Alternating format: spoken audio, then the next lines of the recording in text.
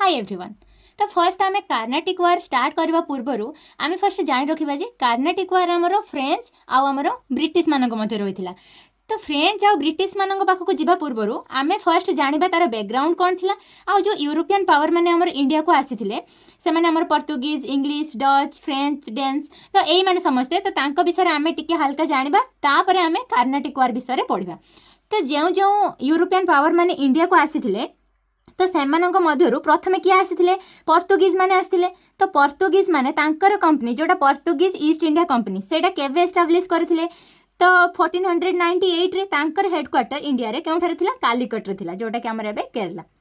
तो नेक्स्ट केउ माने एस्टाब्लिश करथिले हमर इंग्लिश ईस्ट इंडिया कंपनी तांकर कंट्री कोन ब्रिटेन। तो 1600 रे से माने कंपनी एस्टाब्लिश करथिले तांकर हेडक्वार्टर केउठी थिला सूरत रे थिला। सूरतटा केउठारे अवस्थित गुजरात रे अवस्थित। तो नेक्स्ट केउ माने थिले डच माने थिले डच ईस्ट इंडिया कंपनी तांकर कंट्री कोन थिला नेदरलैंड जोटा हॉलैंड। तो ईयर केउ ईयर थिला 1602 थिला। तो तांकर हेडक्वार्टर केउठी थिला बाटाविया जोटा कि हमर इंडोनेशिया एबेका। तो नेक्स्ट थिला केउ माने डेन्स जोटा डेनमार्क तांकर कंट्री थिला। तो 1616 रे से माने एस्टाब्लिश करथिले कंपनी केउठारे सुतानटी जोटा कि हमर Bengal. Then French East India Company तांकर कंट्री कौन फ्रांस 1664 रे सूरत ठारे तांकर हेडक्वार्टर थिला कंपनी एस्टाब्लिश करथिले। एटा तो थिला तांकर यूरोपियन कंपनी गुड़ाक किंतु तांकर जो फर्स्ट फैक्ट्री तो सेई गुड़ाक सब से माने केबे एस्टाब्लिश करथिले तो आमे क्रोनोलॉजिकली देखिबा। पर्तुगीज माने 1503 रे कालीकट ठारे डच माने 1605 रे मसलीपट्टनम ठारे जोटा कि हमर आंध्र प्रदेश। देन इंग्लिश जो हमर ब्रिटिश माने 1612 रे सूरत जोटा हमर डेन्स डेनमार्क जो माने 1620 रे ट्रांक्वियर जोटा कि हमर तमिलनाडु। फ्रेंच माने 1664 जोटा कि हमर सूरत। तो एतिक आम जागले बैकग्राउंड तो यही मैंने आसी इंडिया को। तो यही इंपोर्टाट आम क्या विषय पढ़ा आमर इंग्लिश आउ फ्रेंच विषय पढ़ा जो दुई जन मध्य आमर कार्नाटिक वार होता। तो जिते बड़े गोटे वार हुए तो निहाती ता पछरे किसी रिजन थी खाली तो युद्ध हेनी। तो एठी आम देखा आमर जो कार्नाटिक वार रहा फास्ट देखा जो वार्ड अच्छे कार्नाटिक।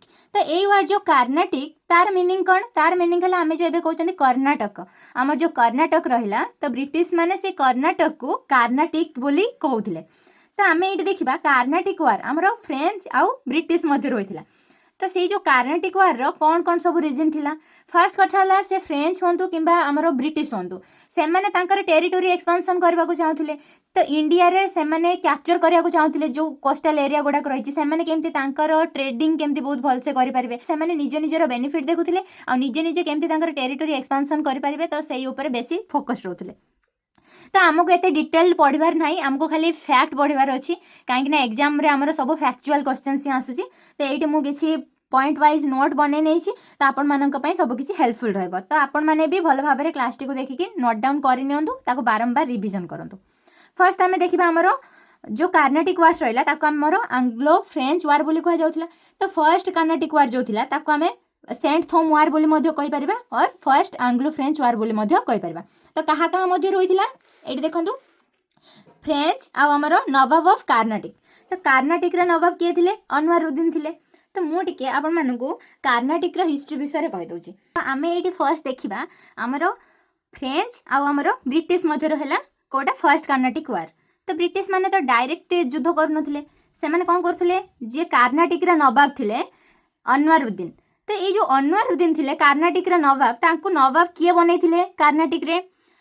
तो आमर हैदराबाद रे जे थे निजाम हैदराबाद रो फाउंडर जे थे आसफ झा डायनास्टी रो निजाम उल मुल्क। तो सी अनवरुद्दीन को आमर कार्नाटिक नवाब रूप में घोषित करते। तो जेहेतु अनवरुद्दीन को सी घोषित करदे आमर कार्नाटिक नवाब बोली तो तांको सपोर्ट किए करथिले ब्रिटिश माने ये अनवरुद्दीन को ब्रिटिश माने सपोर्ट करथिले। एथिरे भी ब्रिटिश मानकर किछि स्वार्थ थिबो।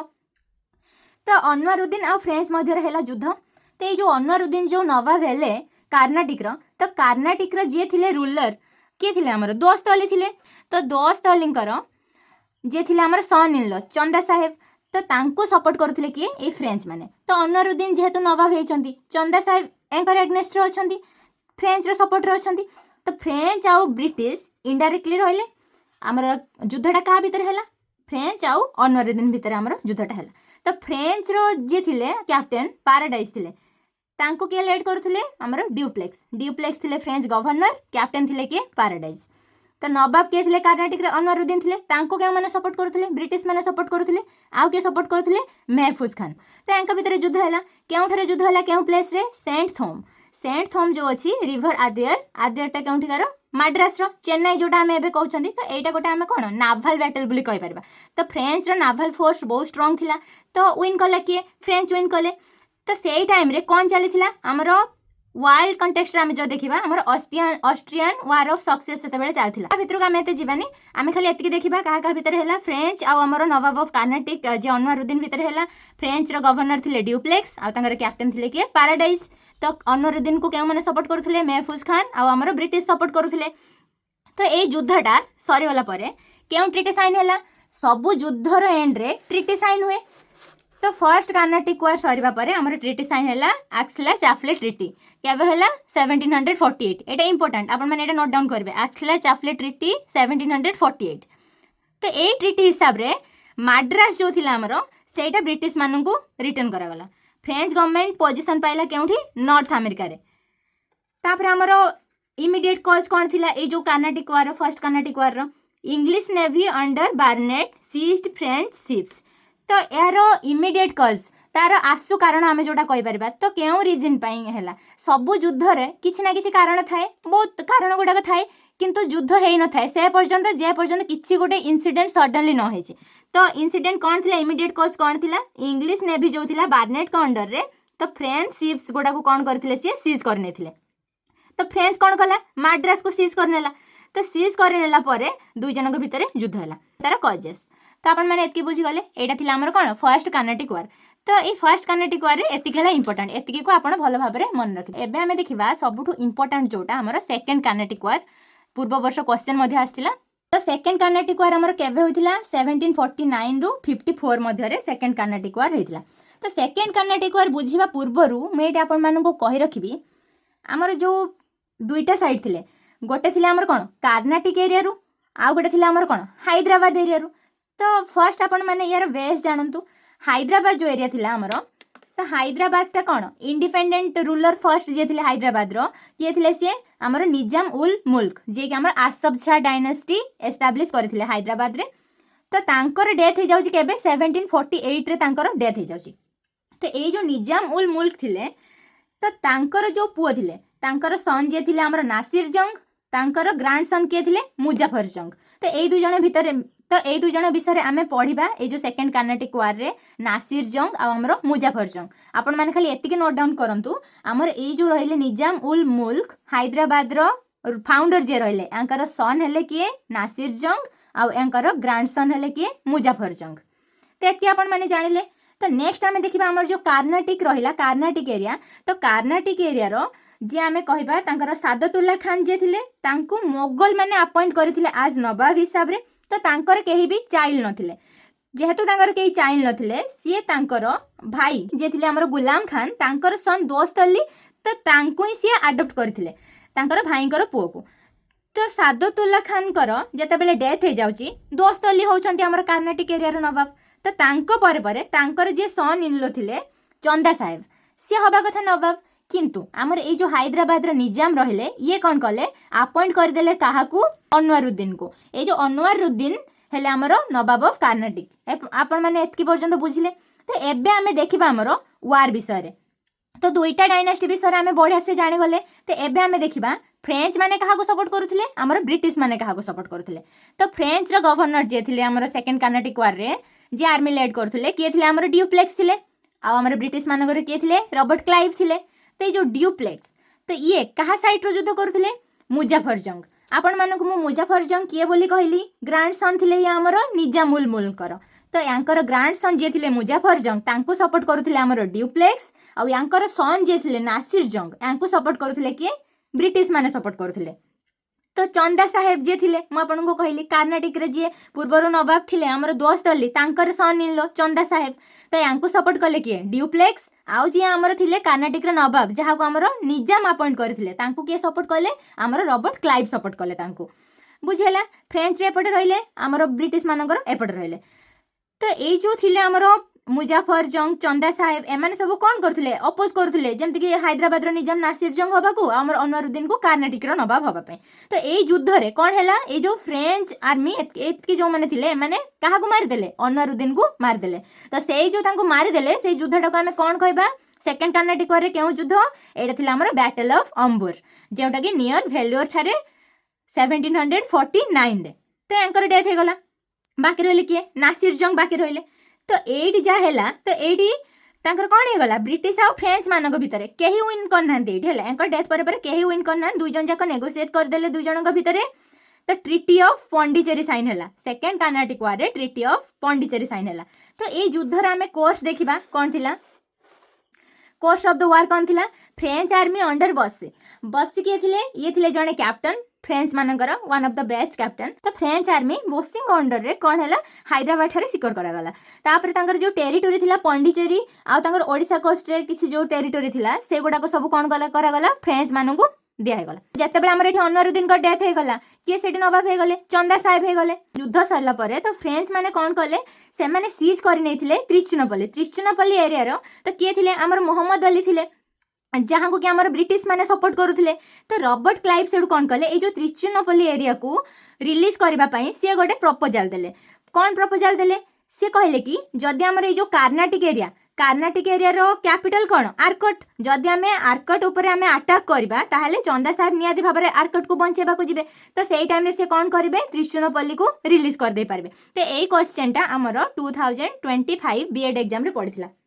तो मु आपण माननकु एटा देखौची एटा डायरेक्ट हमरो स्पेक्ट्रम बुक रो एटा पकेइथिला हला देखन एटी having failed to provide effective assistant to Mohammed Ali at Trichinopoly Robert Clive then an agent of English company put forward the proposal for the diversionary attack on the governor of Madras he suggest to relieve the pressure on Trichinopoly. तो एई क्वेश्चनटा direct हमरो BA 2025 रे पकेइथिला। तो next important हमें देखिबा तो next important आम देखा 1751 रे क्लाइव कौन कले 210 जन सोल्जर को सहित अटैक कले आर्कट थिला हमर कर्नाटक रो कैपिटल। तो 1751 ले क्लाइव 210 जन सोल्जर को सहित अटैक कले आर्कट 53 डेज पई चंदा साहेब सीज हेकि थिले। Then Mysore Tanjore Maratha chief Morari Rao Clive तांकर जे थिले कैप्टन नाउ जने स्ट्रिंगर लॉरेंस एमान का नेम सब मन रखिबे। तो एमाने कौन करुले त्रिचुनापल्ली को रिलीज करबा पई सहाय्य करुले। देन त्रिचुनापल्ली रिलीव हो गला। त्रिचुनापल्ली जो एरिया आम एबे केउ एरिया कहउछन एटा को Tiruchirappalli. Then general of France जे थिले आ हमर चंदा साहेब से दुई जण कौन कले आइलैंड ऑफ श्रीरंगम। तो सेटा जेते बेले से दे देले हमर त्रिचुनापल्ली कौन हो गला रिलीव हो गला। देन हमर 1752 रे मोहम्मद अली काहा को मार देले चंदा साहेब को मार देले 1752 रे जेते बेले चंदा साहेब को डेथ हो जाउची। ता परे परे आमर जो ड्यूप्लेक्स थिले ड्यूप्लेक्स को आमर फ्रेंच माने डिसमिस कर देले तांकर गवर्नरशिप रु केबे 1754 रे। देन गुडेहु जे थिले सी हेले आमर फ्रेंच रो गवर्नर हेले। देन मोहम्मद अली कर्नाटक रो आ आमर सलाबत जंग हैदराबाद रे ए दुई जन जाको नवाब रूप रे घोषित कर दिया गला। तो नेक्स्ट देखंदु आमर थर्ड कर्नाटक वार जो फर्स्ट कर्नाटक वार आमर जो ऑस्ट्रियन सक्सेशन ऑफ वार विषय आम एटिके जानिथिले। तो 7 इयर्स वार एटी तांकर एंड होची आमर 1756 रु 63। तो बैटल ऑफ जो आमर वांडीवर्स जोटा कहउछन थर्ड कर्नाटक वार को आमे बैटल ऑफ वांडीवर्स बोली कहउछन। तो वांडीवर्स जो प्लेसटा केउंठिकार तमिलनाडु। तो बैटल ऑफ वांडीवर्स बहुत इंपोर्टेंट 22 जनवरी 1760 रो होइथिला। थर्ड कर्नाटक वार गोटे पार्ट थिला एटा। तो कहा भीतर होइथिला हमर फ्रेंच आ ब्रिटिश मध्य होइथिला। तो फ्रेंच तरफ रु कैप्टन किए थिले काउंट डे लाली आ हमर ब्रिटिश पक्षरु किए थिले जनरल आयरकोट कौन कले कि हरे देले कहा को हमर काउंट डे लाली को हरे देले। तो काउंट डे लाली कौन करथिले कि सेंट डेविड फोर्ट बॉम्बे रो आ विजयनगरम फोर्ट तो दुईटी जाक से कैप्चर करने से ब्रिटिश माने तांका एग्नेस्ट जुद्ध घोषणा कले। तो आयरकोट हरेले कहा को काउंट डे लाली को हरेले हरे सारा पर बस जे तांकर कैप्टेन थिले तांको प्रिजनर हिसाब रे माने कोन बंदी हिसाब रे तांको नै गले बंदी करके नै गले। तो जीतले किए ब्रिटिश माने जीतले थर्ड कर्नाटक वार हारले किए फ्रेंच माने हारले। तो हारिबा पर गोटे ट्रिटी साइन होला केउ ट्रिटी थिला सेटा ट्रिटी ऑफ पेरिस और ताको हमें पेरिसन बोली कहउछन 1763 रे हैला। तो ए जो ट्रिटी ऑफ पेरिसन हिसाब रे तो केवल से मानको हमरो ट्रेडिंग अलाउ करा जायतिला। आ कोन करा जायतिला पॉन्डिचेरी जो एरिया सेटा हमरो पॉन्डिचेरी फ्रेंच मानको फेरि दे जायतिला।